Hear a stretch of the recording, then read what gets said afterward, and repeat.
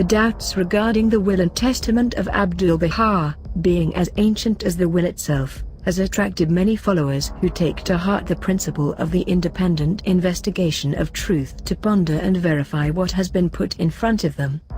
One such follower was the Lady Ruth White, an American, who after her dissatisfaction with what was published as the will and testament, had the same examined by Dr. Charles Ainsworth Mitchell, the most qualified forensic expert of her time. He was a British chemist and forensic scientist who made a special study of the microscopic and chemical study of handwriting.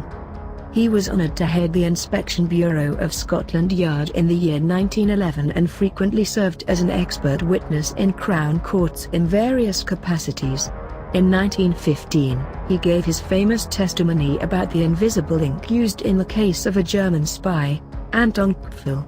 He is credited to having analyzed documents and seals of Mary, Queen of Scots in 1925 and claimed to show that Mary was innocent of conspiracy to assassinate Queen Elizabeth I of England. To know more about Dr. Mitchell, do look up for his Wikipedia page online. The following is the verbatim text of his analysis report. The body of the will.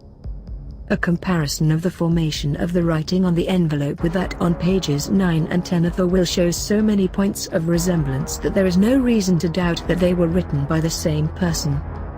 I have also studied minutely the photographic enlargements of the writing on the other pages of the will, and have formed the following conclusions.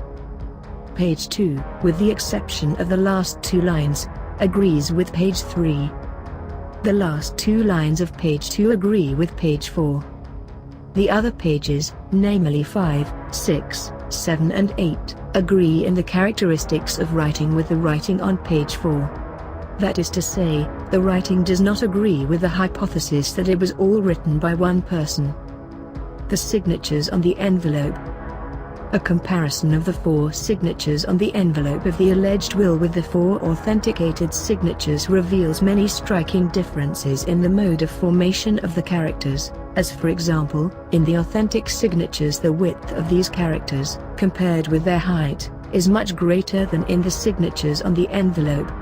The strokes are also much firmer in the envelope signatures than in the authenticated signatures. Now, based on the report of this expert, we can make the following inferences. 1. There are multiple writers with regards to the writing of the will, and the entire will is not the will of one writer, author. 2. The signatures are seen on the envelope as well as the will clearly appear to be bad copies of the original one. This brings us to the brink of accepting what we have feared most. The will and testament of Abdu'l Baha may very well, in fact, be a forged document. We will end this with a maxim of Baha'u'llah, where he says, "A man's heart is the best judge for himself." Thank you for watching.